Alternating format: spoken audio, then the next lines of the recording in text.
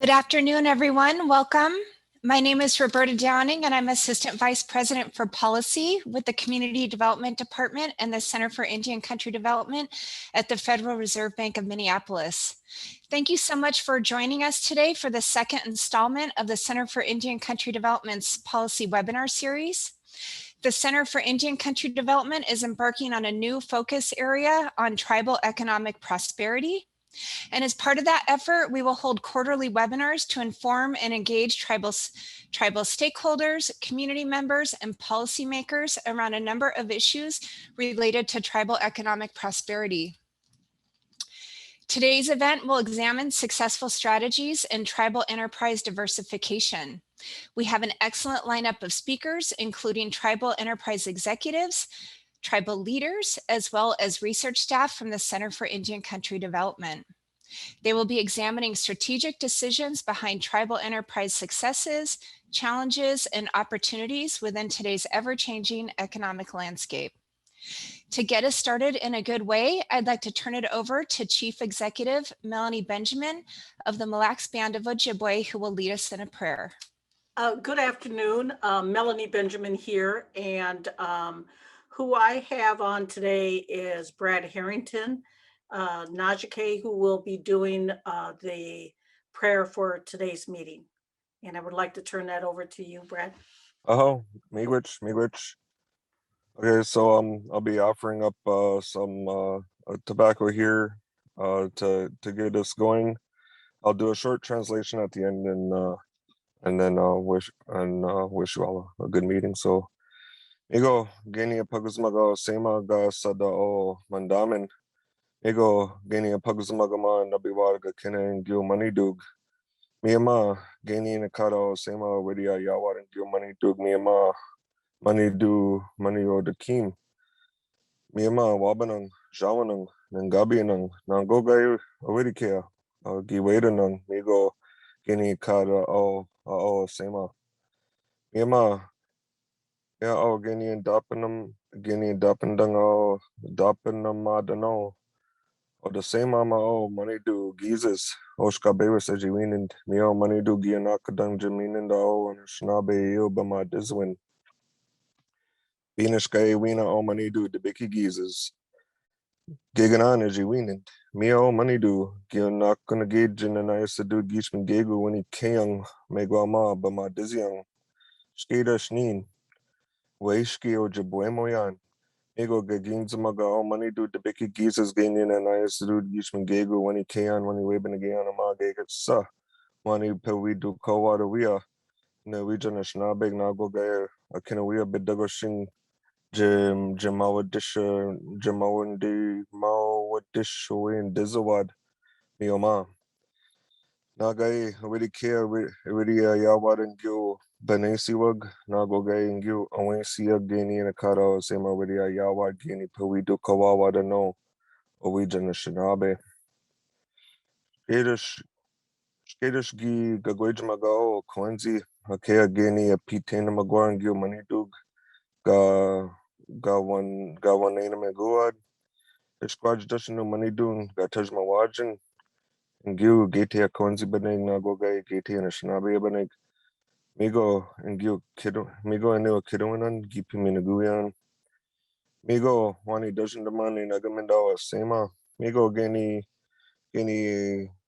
Geni doesn't jagade ke yo kea geni abajatud bakana kea geni junianake nagogai geni jagewad miyama jabiduwad yo nawaj dash geni abajatuwad and gyu nashnabeg nagogai geni mama and kini wad and gyu nagana jig miyama United States of America nagogai yama awidia yawad and gyu ishkunaganing migo and gyu gamawag Gana Ganazid Skater Sky any one name done Siwa didn't go and no Kenagego give you mean goes it on a Shnabe Miyama Niga naming Gani Abajatuad Gani Abajatuad Ani Abajaturi you Wani doesn't Gadik Nungum Nagai Gani Abajaturi you Asema Nagogai Gipi minuguzara Anishinaabe, Migo Ke Geni Pitena Magwan Gil Manidug, Nagogai Bakan Anishinaabe, Heja Yawadoma, United States, Nagogai Oma Aki, Geni Abajatud, Wenji Bamadiziwad. Mida Shoapi, Geni Gagins Bago, the Big Gizes, Migo Koe, Jananai Sadud Gishman Gego, when he can, when he wig Menage Yamban. Migo Mamanik and Weiwei Tuyan. Oh, so I'll offer up a short translation. I know that you are cut for time, but I offered up a SEMA on behalf of Mandamin, Melanie, who had asked me to say some words for the tobacco and get it sent off in a good way. I offered it up to the money doog of all four directions, and then I offered it up to the sun, who is a spirit, a money doog, that agreed to help the Anishinaabe and give the Anishinaabe life. Also to the moon, who's another money due, another spirit that agreed to correct any mistakes that are along the way. And I asked for special attention on my behalf as a new language speaker, that any mistakes that I made while speaking on all of your all behalf, that they get fixed and they're not and the tobacco is serving as it should. I also offered it up to where all the thunder beings go and the animals that agreed to take care of the Anishinaabe. And then a while ago, I asked an old man how to honor the money doog that we have forgotten as Indigenous people. So he gave me a phrase to talk about the ones that our ancestors talked about. And then here's where I talked about what the tobacco was meant for, that you all have a good meeting, that you all share and talk and share ideas of the different things that we're going to be using in order to grow our resources, whether it be financially or any other opportunities in the future. And then I asked for our leaders in the tribal nations, along with the leaders of the United States, to work together in order to provide a good, stable financial environment for us. And then I also asked that all of our values as Anishinaabe people from all of our reservations, that the leaders from those different tribal lands, that they remember where their energies come from, where their culture lies at, and where their lives come from, so they can continue to honor their way of life while still adapting to a new the different ways of creating any financial diversification. I greatly appreciate your time today, and I hope you all have a good meeting. Miigwech. Miigwech, Brad, that was a really perfect way to get us started today. Thank you so much. Now I'm going to turn it over to Matt Gregg. Matt joined the Minneapolis Fed in the past year and is a senior economist with the Center for Indian Country Development. Matt will be presenting some new research from a new data set of tribally owned small businesses and non-gaming industries that was created by the Center for Indian Country Development. Over to you, Matt. Thank you, Roberta. So I will briefly discuss this large CICD research project that involves tribal enterprise diversification. I'm going to go very quickly. So at the end of this presentation, I've left a URL and my email address. If you want more information, use either one, please. So COVID-19, among other things, shed light on the importance of tribal enterprise diversification. To understand trends in tribal enterprise diversification, to understand just the effects of tribal enterprises on local economies, on the communities that they serve, on the regional economy, we need data. And to date, there is no publicly available data set on the breadth of activities that businesses they're involved in that are owned by tribes. We want to fill in that gap by creating a tribal enterprise database for a large sample of federally recognized tribes.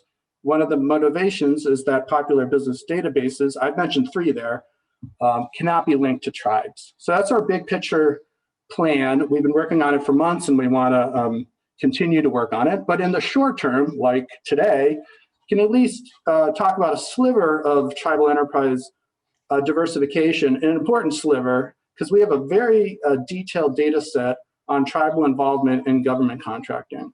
So the reason why we have this detailed information is that the Small Business Administration has a publicly available data set called the DSBS. There's the URL if you're interested. And if a company is interested in interested in working with the government, they're most likely in this database. The database is both historic and contemporary, so we get a nice overview of tribal involvement over time in government contracting. And the majority of the companies that are in this database are 8A companies. I will punt and let the panelists discuss the 8A program if interested, but if you want to know more about the 8A program, the URL at the end of the slide will give you a little more information. But there's also a small number of nonprofits that are seeking government grants. They're also in this data set. So I think when the public thinks of tribal enterprises, they think of gaming operations. This particular data set is non-gaming operations are obviously involved in government contracting. So what we did was we cleaned that data thanks to the work of interns and our senior research assistant. And we've also identified the owners of each establishment. We've linked the establishment to each individual tribe. I won't talk about these native entities today, but this data set also contains ANCs, Native Hawaiian organizations, and also some state-recognized tribes that are involved in this government contracting space. So I'll give you two general stylized facts from our database on non-gaming tribal enterprises, the majority of which are involved in government contracting, and then I'll turn it back to Roberta. First stylized fact is that, and I'm sure the panelists will talk in detail about the challenges of diversification and the challenges being involved in government contracting, but we do see in this data set a large growth in tribal involvement in government contracting since the 1990s. All right, so the Great Recession seemed to mute a little of that growth, but since the end of the Great Recession, we've seen that curve increase again. So this is just from the sheer number of establishments, this is an important sector. The second stylized fact is that, again, when I think most people think of tribal enterprises, they think of gaming operations. This data set is essentially an off-reservation business data set. And so tribes, especially non-gaming tribal enterprises, they're spread out through the US. Many are located in like places like Georgia and Alabama, Virginia. If you want to do work for the Department of Defense, you're most likely located in those areas. So the breadth of activity of tribal enterprises in this space, really does span across the US. Okay, so that was a very high-level overview of at least a sliver of our data, and it gave you a little bit of an idea of what we want to do in the long run. As promised, the first bullet is the URL that if you want to learn more about the 8A program, the definitions of tribal enterprise, and the data set that I just mentioned, please go to that URL. And if you have any questions, feel free to email me. Thank you for your time, and I'll turn it back over to Roberta. Thank you, Matt. Now I'd like to turn it over to Chris James, who will moderate a conversation among a really dynamic panel of tribal enterprise leaders. Mr. James is President and Chief Executive Officer of the National Center of American Indian Enterprise Development. He's also a member of the Center for Indian Country Development's Leadership Council. Thank you, Chris, for joining us for this event today, and I'm turning it over to you. Wonderful. Thank you so much, Roberta. Matt, it was a great presentation. I look forward to seeing more information on that great work. As Roberta mentioned, I am Chris James. I'm President and CEO of the National Center for American Indian Enterprise Development. I am happy to be part of this great panel with many of my peers that I've known for many years. And we have a really exciting panel today.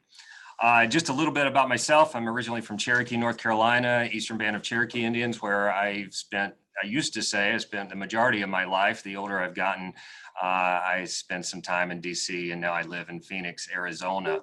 I've been involved with the CICD's Leadership Council for roughly 3 years, and I'm very happy to be part of that part of that council, and I'm really excited about being part of this group in general. Just a little bit about the National Center. We are a 501c3 nonprofit national association that supports economic development, business development, and tribal enterprise development throughout the country. We have offices throughout the United States, and we service about 1,100 clients a year. Those clients are usually getting small business development help, procurement help, and we work directly with our tribes on economic and enterprise development support. We've been around for about 50 years, and for the past 35 years, we've put on the Reservation Economic Summit, which is held every year in Las Vegas. We actually will be hosting the Reservation Economic Summit in person next week. Several of our panel members will be presenters at Res. We also have a virtual option, so that's really exciting. So let's get to the panel. Let me talk a little bit about our panelists. We'll first start with Annette Hamilton. She's Vice President and COO of Ho-Chunk, Inc. for the Winnebago Tribe of Nebraska. We have Chad Klinck, Chief Financial Officer for the Creek Indian Enterprise Development Authority of the Porch Band of Creek Indians in Alabama. And Joe, say your last name. I'm sorry, I know we've known each other for many years, but can you pronounce it properly? Yeah, Nayquonabe. Thanks. Joe Nayquonabe, Chief Executive Officer and Chair of the Board for Mille Corporate Ventures of the non-removable Mille Band of Obwije. So today we're going to cover why tribal enterprises matter. You'll get to hear from each panelist from their experience and the work that they do, the unique roles of employment and the revenue production for our tribes that these enterprises produce. That's probably going to also include the trickle-down effect of job producing in not only our tribal communities, but also the surrounding communities. Diversification, we hear that an awful lot, and we'll continue to hear diversification. So each of our panelists will talk about the diversification of not only their enterprises, their business, but how their tribes are diversifying. And ways tribal businesses are an economic multiplier, like I said, the trickle-down effect, and how a lot of times our enterprises are the number one job creator in a county, in a region, maybe even in a state. So again, thank you so much, panelists. I'm going to give each of you just a couple of minutes to talk about the work you do and do a little more introduction of yourself and where you're from. So I'll turn it over first to, let's start with Joe. Hey, thanks, Chris. So my name's Joe Nayquonabe. I'm from the Mille Band of Ojibwe. Mille Corporate Ventures is the economic development arm, and our core business is gaming. So we run 2 successful gaming operations here in Minnesota, under the Grand Casino brand. And our other activities include a lot of what Chris just said. It's a lot about diversification. So we're doing some great stuff there to try to grow our company. And that's really a lot about the efforts of Mille Corporate Ventures. Awesome. Thank you so much, Joe. Let's go over to Annette. Hi, thank you, Chris. I'm Annette Hamilton, as you already said, and I work for Ho-Chunk, Inc. We've been in business for going on 26 years. And why tribal enterprise matters is we go out and earn a profit, but with our business sense, we can make a huge impact addressing some of the social needs of the Winnebago tribe of Nebraska. We're largely diversified business, and I will say in the 25 years, that diversification really has mattered, because at any one time, different industries within the business have been the peak of the business. Currently, right now, I would say government contracting is our largest business, both in products and services. But at any time, it's been construction, real estate, as we transition. And I will say through the pandemic, and I'll get into that later, but our diversification really helped us. Thank you. Great, thank you, Annette. And lastly, we'll go over to Chad. Thanks, Chris. Yes, I'm Chad Klinck. I'm the CFO of the Economic Development arm of the Porch Band of Creek Indians. We're located in South Alabama, and the tribe is primarily for years focused on gaming, growing their gaming business. I think their Wind Creek Hospitality has become a national, if not international, brand with casinos in Pennsylvania and Nevada and California and the Aruba and Curacao. And so the tribe first economic development efforts were probably not unlike a lot of tribes, local businesses, gas stations. And then we branched towards hospitality because it was a natural progression from our casino experience and a lot of hotel projects. We led probably maybe the first venture capital fund of Indian tribes into a hospitality private equity fund. And, we ventured out and tried to build we're in process of a giant entertainment complex in South Alabama. But we wanted to do some stuff that was a little less capital intensive and it's available for all tribes. And that's when we started government contracting about 4 or 5 years ago. And all the panelists on this panel have kind of the same story, maybe a little longer timeline of getting into government contracting. And it's been a good learning experience. And we're finally hitting that return where we're really starting to take off after 4 or 5 years. So that's probably what's the most exciting option that's available to all Indian tribes. Great, thank you, Chad. And just to the audience, what a great set of leaders we have here. I'm really excited to continue the conversation. So first we're going to start with Annette. Annette, you had mentioned some of your early diversifications. The HCIs started with you started with one entity, and then you diversified in over 30 subsidiaries, which is really amazing. What are some of the internal and external influencers to help steer HCI into government contracting specifically? And what are some of those early adapters that you saw? Yes, yes, Chris. I will say that the Winnebago tribe had started out in gaming and had quite a large marketplace. And then Iowa opened up riverboat gaming, which significantly reduced the revenue of the Winnebago tribe. And so they took a long-term approach and said, we're not going to put this money, this extra revenue or this current revenue into the tribal budget, but we're going to invest for the long term. So they invested approximately $10 million over 1 year to start up Ho-Chunk Inc., to diversify the economy of the Winnebago tribe, and $15 million into an investment fund. I will say early on, the tribe also gave Ho-Chunk Inc. A grocery store, and we decided to look up and down the value chain to become involved in the distribution of tobacco and cigarettes and fuel.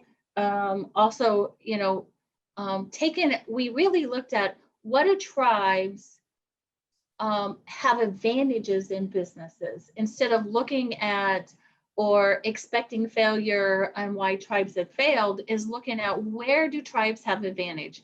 Civil regulatory, so that was tobacco, and the gas, and in government contracting. So early on in Ho-Chunk Inc.'s early years, the board and the tribe invested in government contracting. And it took us about 4 years to make a profit in government contracting. But once we started to gain experience, our momentum gained. And I think looking at our future is we're investing in real estate and assets that, let's say, the government just can't quite just come in and hopefully seize. So I think as we evolve, we've looked at some of the businesses that we also need internally and invested in those. So thank you, Chris. That's awesome, Annette, and the amount of dollars that the government contracts. Do you know that off the top of your head? Is it $500 billion? Is that right? Total contracts. Yep, just total contracts. So I will say that the U.S. government is the largest procurer of goods and services in the world, and they're guaranteed to pay. So it really is an opportunity through the SBA 8A program, and tribes have some special advantages there where they can have multiple 8A contract or multiple 8A companies and stay in the program because they have such a big need that they're taking care of a whole tribe and for generations. I apologize, my lights went out, so I'm gonna excuse myself and turn them back on. That the economic impact, I think, for what a lot of folks don't realize is when companies like the companies we're talking with today do those government contracts, it's that economic development piece of it that really supports the community. So my next question is for Joe, and just listen to what you were talking about in your introduction, and knowing that Mille Corporate Ventures launched gaming, which has a significant economic presence in Minnesota. Can you tell us a little bit about how MLCV's balanced the good problem of maintaining a middle-class living standard and creating businesses to the growing economies and tribal populations? Oh yeah, no, that's a great question. So we've been in business for 30 years here in Minnesota, and we always kind of say if you're an adult with a pulse that hasn't been to a casino, you're either really lame or gaming's just not your thing. And so we've kind of hit this inflection point in our region. Actually, the St. Paul region as a whole is the slowest gaming, Indian gaming region in the country. And I think probably a function of our early compacts and just a function of the age and of the market. And so what we saw and what kind of has propelled us to grow our company in different ways is just the population of the Mille Band started to outpace the growth rate of gaming in the region. And that created, our main mission is to improve the quality of life for Mille Band members. And if our business entity can't keep pace with that, then we kind of have a serious problem. So we've kind of followed in a lot of the footsteps that are before us. Certainly been a mentor and folks we looked up to. The 8A set aside, I think, is probably just as big as the entire Indian gaming industry is, with a lot less players in that market. I think we're the only 8A company in the state of Minnesota. So that's one way that we've tried to grow the company, is really trying to leverage our endowed resources. So being an American Indian tribe and having that incredible leg up through the 8A program has been a tremendous way for us to continue to grow the company. We've also tried to build moats or make our moats bigger around gaming, and that's that's caused us to do things that, 30 years ago, I don't think we would have thought of. We're trying to vertically integrate throughout the company where we can and turn cost centers into profit centers for the company. We're also deeply invested in workforce housing, so we can kind of have a little bit more control over the labor market. And we have a huge temporary labor shortage, I think, related to COVID, but the state of Minnesota has a huge gap coming down the road as far as workforce shortage, especially in outer metro regions or greater Minnesota. And I think the other activity for us, and I think what we spend probably 80% of our time in is trying to grow new resources. So it's trying to, and most of that's talent related. So it's how do you build resources that are scarce and valuable and appropriable across our portfolio. One example of that, I think, from our standpoint, has been the building of our consumer insights division. So it's a data analytics division that has incredible ways of powering our gaming business, but also helps in financial planning and financial analysis when we're trying to do due diligence on anything else that we're trying to do outside of gaming. So I think that's the way I'd respond to that. It's pretty awesome to hear about, that development of those internal companies to not only do business, but also support the infrastructure of your overall enterprise, and then creating that pipeline of, supporting new talent coming in, I think is very commendable. Chad, you talked a little bit about some of the industries of the porch band of Creek Indians and Creek Indian Enterprise Development Authority has. Could you talk a little bit too about your unique location? You're in Southern Alabama.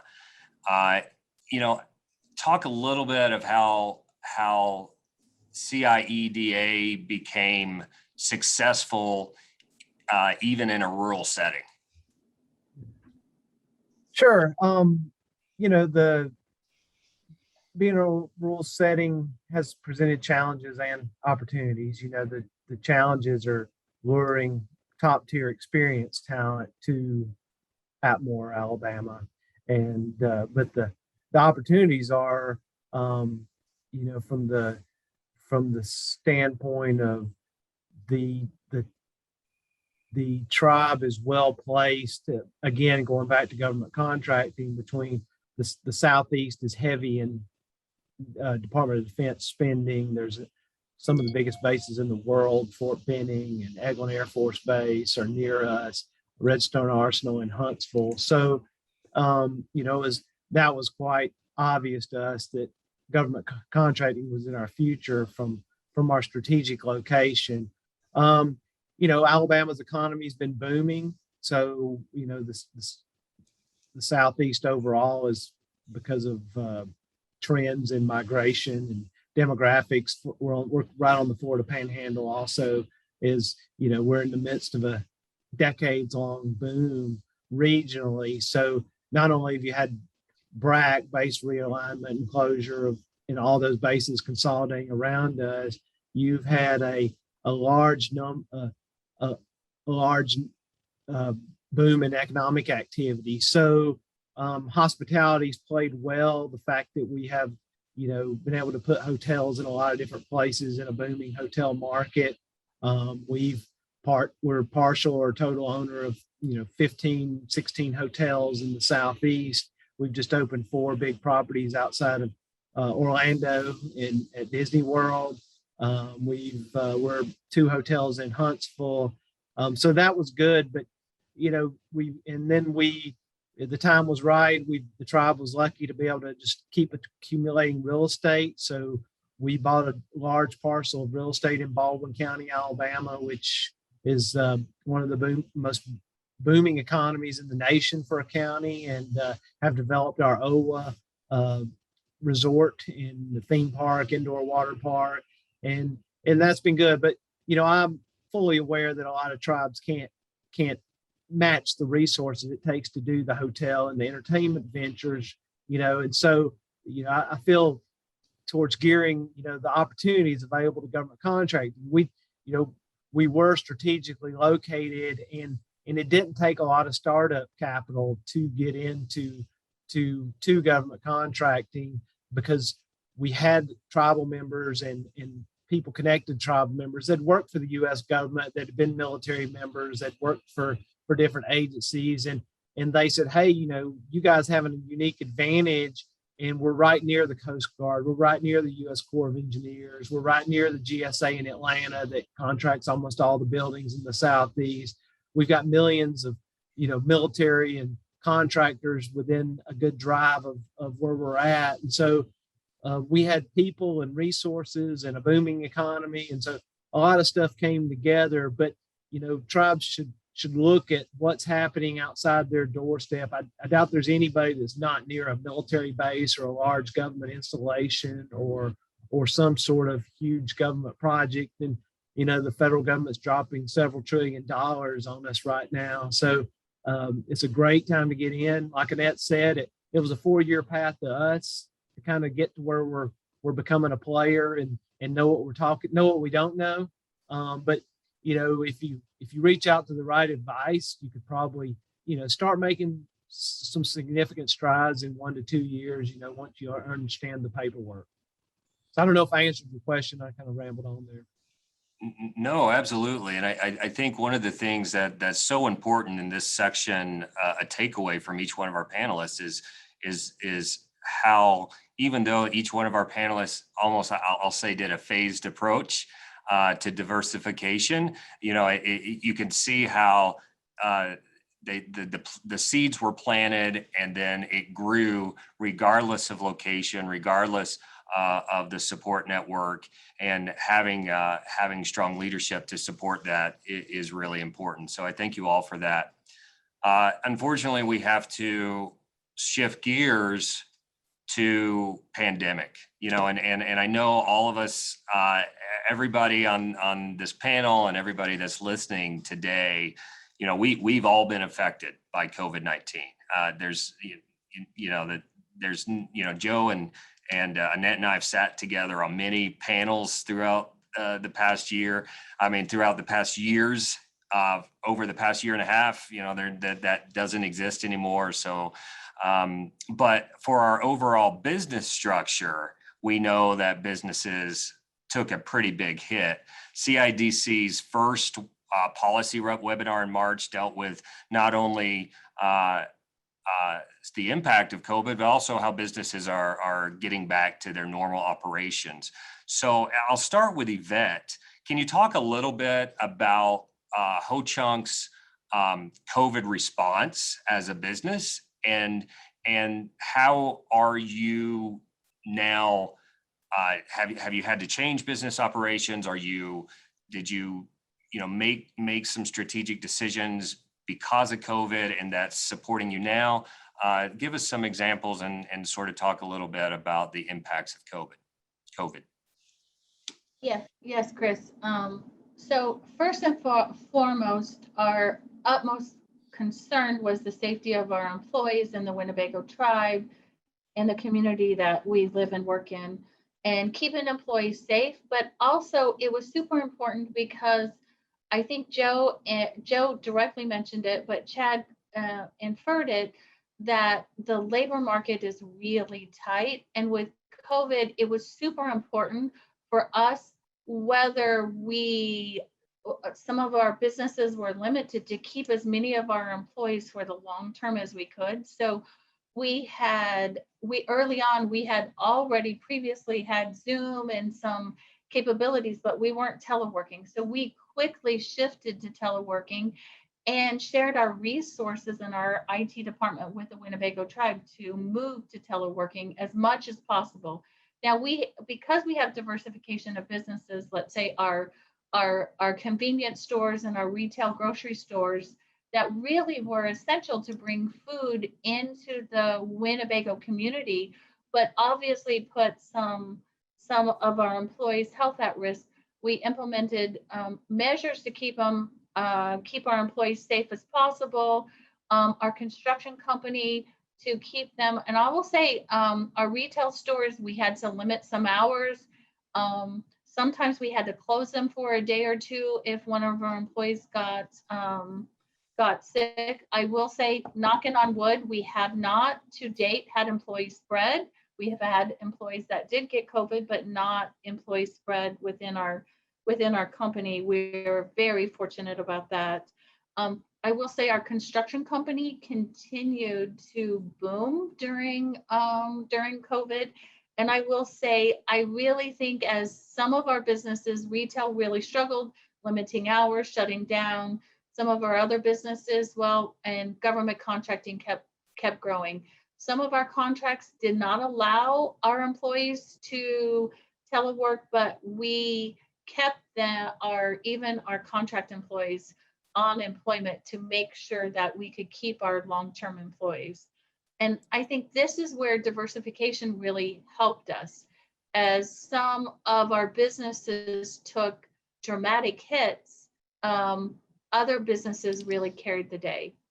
Yeah, absolutely. Joe, same question to you, and then over to Chad. And just so we're mindful of the time, we do have, we want to get to questions from the audience as well, but I'll turn it over to you and then Chad. Sure. I think we'll probably look back on this and say that it was the best thing that could have ever happened to Mille Lacs Corporate Ventures. You know, once we weathered the incredible economic downturn in our businesses, which is, you could dwell on that all day and probably whine about that all day if you wanted to. I think from our perspective, going into it, you know, our goal was, we wanted to look different coming out of the pandemic, and all of the things that were in our 3 and 5 year plan, things that we believed we would get to, we just accelerated all of that stuff, you know, to be able to push the pause button on a company that's been running 24/7 nonstop for 30 years. There's so many things that you're just not seeing that when you hit pause, you can kind of take a look at and analyze. So we were able to restructure much of the company, as far as, you know, we kind of joke about there was this flabby midsection of the company that was probably mostly just luxuries that people had built into the structure over the course of 30 years that we were able to strip out. And I think coming out, we were much more nimble, we're much skinnier than we were. And I think we're much more prepared for what's ahead. And we also were very intentional about zagging when people were zigging. You know, people were laying talent off, and we weren't. We were trying to accumulate as much as we possibly could. So our recruiting, our executive recruiting went into high gear, and we were just scooping up as much talent as we possibly could. So I think a lot of those things are going to have lasting impacts that are going to, you know, overshadow some of the tough stuff that we went through during the first kind of couple of waves of the pandemic. Great, thank you. And over to Chad.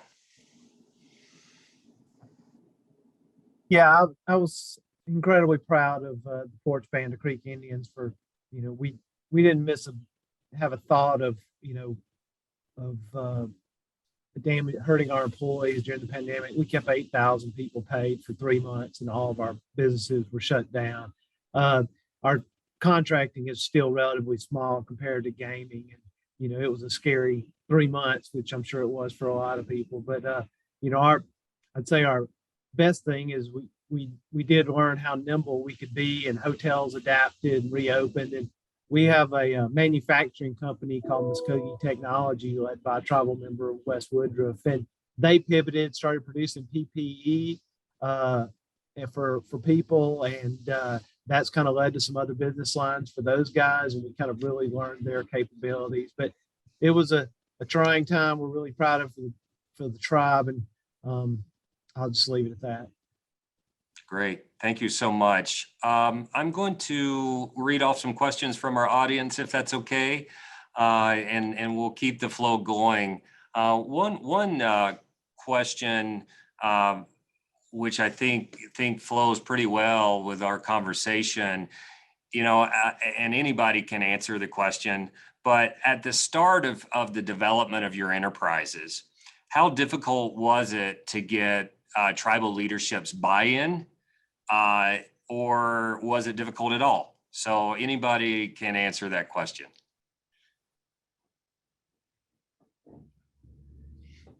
Well, Joe, do you want to start?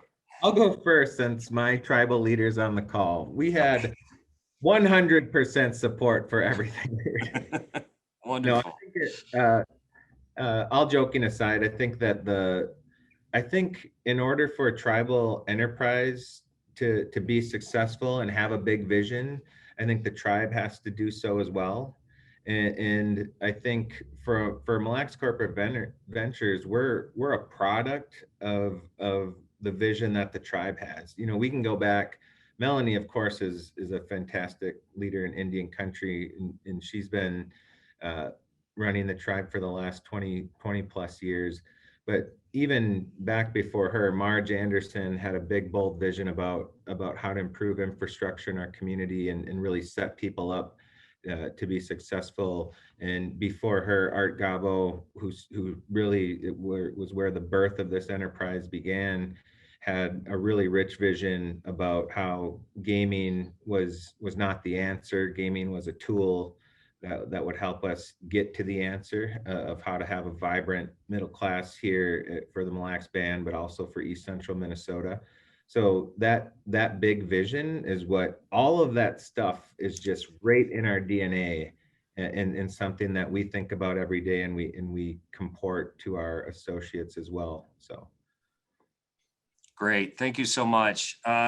Here's another question that I think sort of goes along, because all of your enterprises are well established, and as each of you've described, have gone have been around for many years. But one question, and anyone again can answer this, that we have is really, what's step one of getting into government contracting? I know we have a lot of communities and a lot of community members who hear a lot about government contracting, but really, where do they start? So what is some of your advice as a panelist to someone that says, hey, I know we hear it a lot, but how do we get started?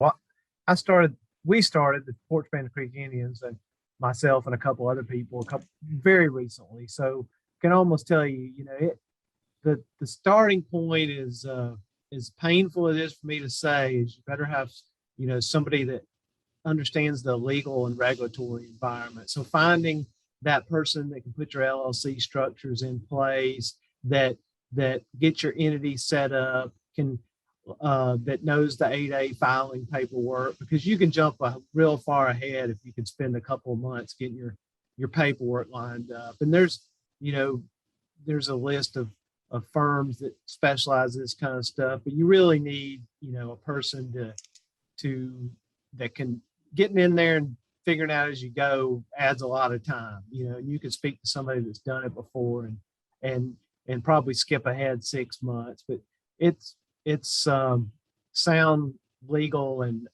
financial advice on setting up your structures, in my opinion. Great.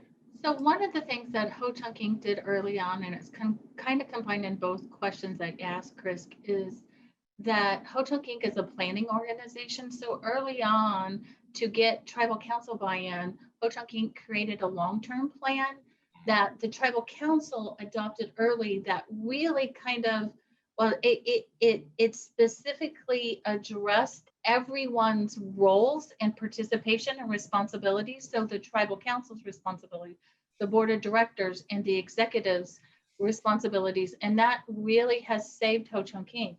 And getting into government contracting, I think, to Chad's point, hiring somebody that understands the industry, but also, I guess, tenacity of making sure that you get out and visit clients and develop relationships, because government contracting is a relationship building business. And one of the great opportunities really is to help promote RES conference, is the networking and matchmaking conferences that RES holds every year. out in Las Vegas next week. There's some other conferences that has networking, and each of the governmental departments, industries, they hold their own networking events too. So I think getting in front of clients and just talking about what you can do, I think everyone goes, well, what should we start in? I think you should also look at maybe some partnerships with other people that are successful, or some other companies that might be able to utilize an 8A. Yeah. Those are examples of how to Great. get started. Before we start closing up and get to our last points, talking points, we have one more question. And again, anyone can answer this, or even just could be a 1 or 2 word answer. But I know there's been a lot of federal support for our tribes. You know, a lot of us have worked very hard, advocacy, making sure that we were part of the CARES Act. And of course, there was PPP that came out. Has any of your companies been able to take advantage of any of the additional federal funds that has came out from relief bills? I will say Ho-Chunk Inc. utilized the PPP loans from the SBA to ensure that we could keep all of our employees. And I know the Winnebago tribe, it was absolutely essential for the tribe to continue operations. So definitely. Yeah, the hotels, it was vital, the PPP money. And we have several restaurants that just utilize the restaurants revitalization fund. And we actually have a theater. We had just opened when the pandemic started, and we used the shuttered venue operating grant. So yeah, all of our retail and hospitality operations outside of gaming, it was great to help us. You know, our employees knew we'd take care of them, but that, you know, sealed the deal for us to weather the 6 months after we reopened to get our business back to where it needed to be. Yeah, similar on our front, the PPPs were vital for a lot of our businesses. We were successful in both rounds of those, and I think right now our attention's on building the necessary infrastructure to deploy some of the ARPA funding. So how to kind of enabling the tribe to do small business granting for some of the businesses that are in our portfolio and others in the region. So I think that's been an exciting help to see a rebound here in East Central Minnesota. Wonderful. So just as a quick wrap up before I turn it back over to Roberta, you each would have about 20 seconds response to this question, but any final words or final advice to any of the folks that may be listening? And we can start with Joe.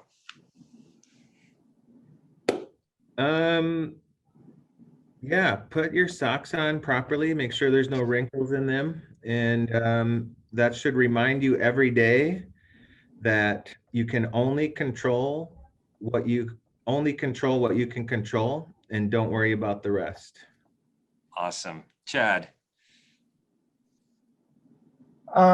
Yeah, if anybody, you know, with the tribe wants to reach out to me, I'm more than willing to help give some lessons learned on government contracting, and the government officials on the phone keep advocating for the 8A program, and you know, the tribal preferences that the Biden administration says it wants to keep going.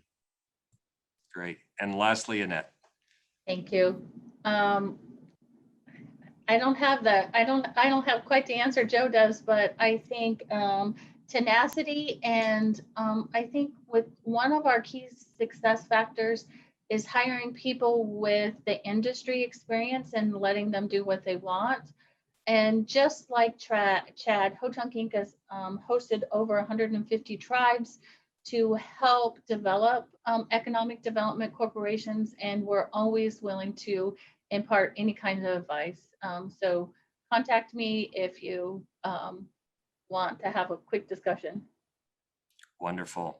Well, I thank you, my friends, for your leadership. It's great to, again, be part of this great panel and to be part of the Leadership Council.